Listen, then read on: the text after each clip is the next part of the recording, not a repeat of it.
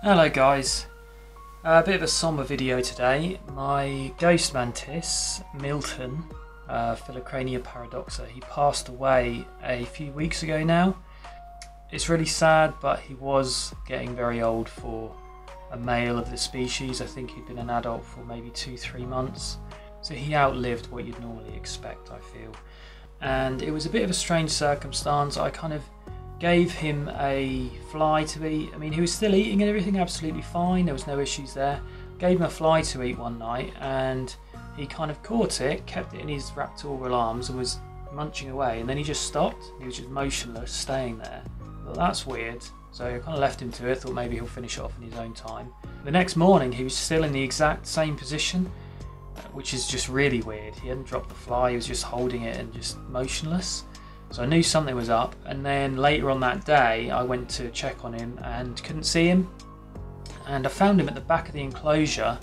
You know, you could tell he wasn't in a good way. He was on the floor and he was, you know, really struggling. So I did suspect then he was on his last legs, but I tried to reposition him a bit higher up just so he could hang somewhere, just to see if there was any chance. But he wasn't going to make it. He was, you know, on the ground twitching and stuff. It wasn't very nice. So I knew it was his time. So what I'd done is I popped him in the freezer to euthanize him, because obviously we don't want him to suffer. And I know, again, that's another sort of bit of a controversial topic. Is it painless to euthanize him in that way? Maybe, maybe not. You know, some people feel that it's completely painless. They go to sleep and won't feel anything. Obviously then they freeze.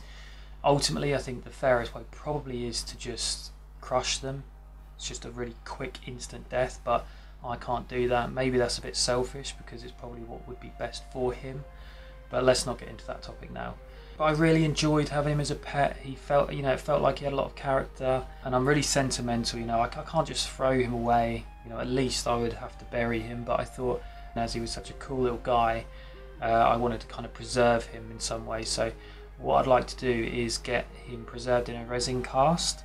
I'm no expert on it at all. I've watched a lot of sort of videos, done a bit of research on it, so I think I know what I'm doing. Done a few trial runs that have came out okay. So we'll start that process off today, see how it goes. I'll probably learn something, maybe you'll learn something. We'll see how it turns out, but either way it'd just be great to have a memento of this awesome pet. Just realised I didn't have my proper mic on, so I hope the quality of the audio was okay in that first part. So here is the man in question. He's been in the freezer, so I hope he's still okay. Let's have a little look. Bless him. Yeah, he's still okay in there. Obviously, he's not going to have gone anywhere, is he? What I'd like to do next, though, is let him thaw out a little, and then very carefully try and position him on this piece of polystyrene and just pin him so he's in a good position, and then we can leave him to dry out. I'd really love to be able to preserve those really cool antennas that he's got, but they're extremely delicate, so I don't know if we'll have much luck with that, but we'll give it a try. But I will leave him to thaw out for a little while, shouldn't take too long, and then we'll come pin him. Okay, so Milton should now be nice and thawed out.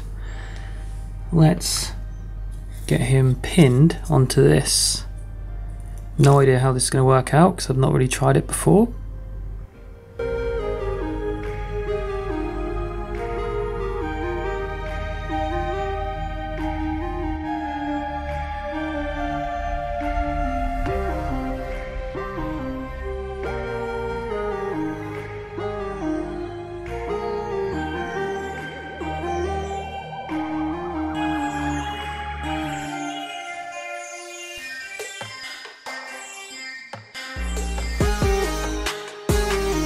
So he's all done. I don't want to tilt him up because it might make him fall or something, or ruin his position. Can I get a good shot of him? Probably not. There we go, hope you can see that. Loads of pins, none of them are through him, by the way. It's just to hold him in a very specific position. And what I'm going to do now is put him in a little Tupperware box. And I don't know if I need to do this, but I'm going to do it anyway. I've got some silica gel desiccant beads.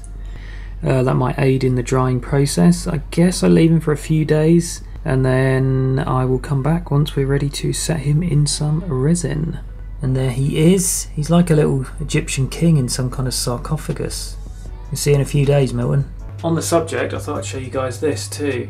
I got them from a magazine that I used to collect, that you would get one of these in each issue. So I mounted them all on a canvas, and I can only hope that mine come out as good as these ones are. Alrighty, Milton's been marinating in his tomb for about 4 days now, which should be more than enough from what I've read. Probably only needed a few days, but I wanted to be on the safe side, so he should be all dried out now. Let's have a look and just see if he stays in position when I remove these pins. I've got his first layer of resin in, so he should be ready to be placed. Cool, looking good, bless him. His little abdomen's deflated a bit, which is a good sign, because I guess that's all dried up now. So just before I do put Milton in the resin, I went to get some macro shots of him, and I just wanted to kind of show off how cool he looks, because we can get a really good look at him with my macro adaptations on my camera that I've made. Yeah, you can just see the awesome detail on him. Look at those antennas. Like we say, we don't need to go to other planets to find aliens, there's plenty here. I now have some resin in a cast. Now from what I've read, I'm hoping this works, but I've got no idea how it's going to turn out. I've got a base layer of resin in here, which is just under 1/3 of the capacity. I'm going to pop him in and then put another layer in and then another layer, because when I've tried this before, if I just filled it up and put him in, he'll just float to the top. So I kind of need to have a layer here, which I've let now set for a few hours, so it's kind of tacky. Pop him in, he should then kind of solidify a bit in place, put another layer on top, let that dry again for another few hours, and then finalise it. Who knows if that's going to work, but let's give it a go. So I'm not sure how to do this, because I want him to be front facing. I know like how he is now, because the bottom of this stuff, that's kind of the front of the resin. So it means I need to flip him over, which is a bit awkward because then I'm not going to be able to see how he's positioned. It's looking a bit bubbly though, which is a bit worrying, but they might clear over time once I leave this to set for a while. So we've got the base in there, which should prevent him sinking, and then when I put him in this layer, kind of float to the top of it, and then it should dry and hold him in place before the last layer. Come on, Milton.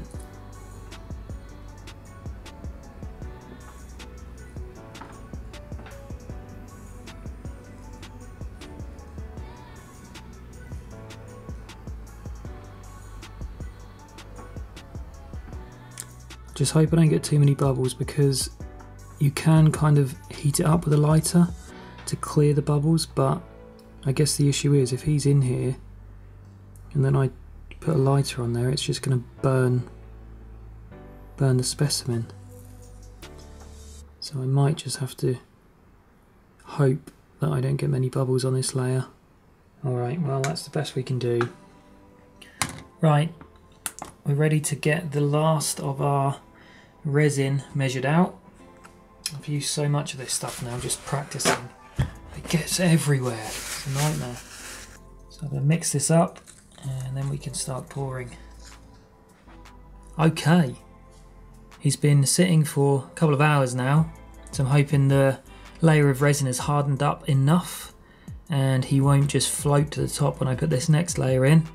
Well, let's put it on and see what happens.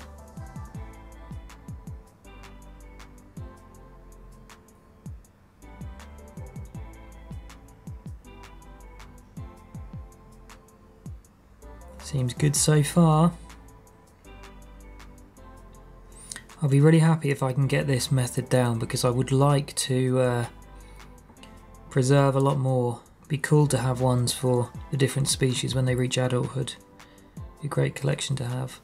Alright, well that seems to have gone pretty well. He's not floated, he's staying in position. There's a lot of bubbles in there at the moment, so I'll leave this for a little while. Hopefully the bubbles will clear, or if not I will pop a flame over it to try and encourage them to burst. I'm not expecting it to be absolutely pristine like some specimens. The ideal way from what I've seen is you do put it in a pressure chamber, like pressure pot, and the pressure will actually kind of suck the bubbles out of the resin. But I don't have a pressure pot and I'm not going to buy one, not yet anyway. But hopefully this will come out okay. So I'm going to leave that, I'll take care of the bubbles, leave him probably, it says 24 hours, but I'll give it a couple of days and then we can see the final result.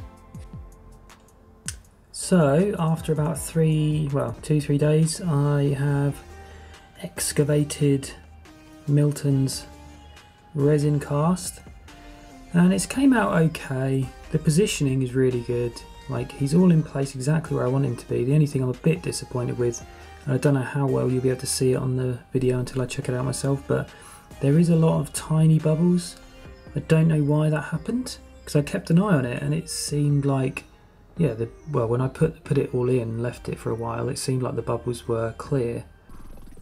But as it dried, it seemed to develop these tiny little bubbles. I don't know if that's just the product that I used or if I'd done something wrong maybe along the way. And apologies, I know the lighting isn't the best, but it's hard to get it without the glare on him. Yeah, I don't know if it's the product that I used. Maybe there's a better one out there. If you've got any recommendations, please tell me. But it's good. I'm still happy with it for a first attempt. I'm pleased with how it came out, and it will definitely serve as something I can keep now, just to remind me of the little guy Milton.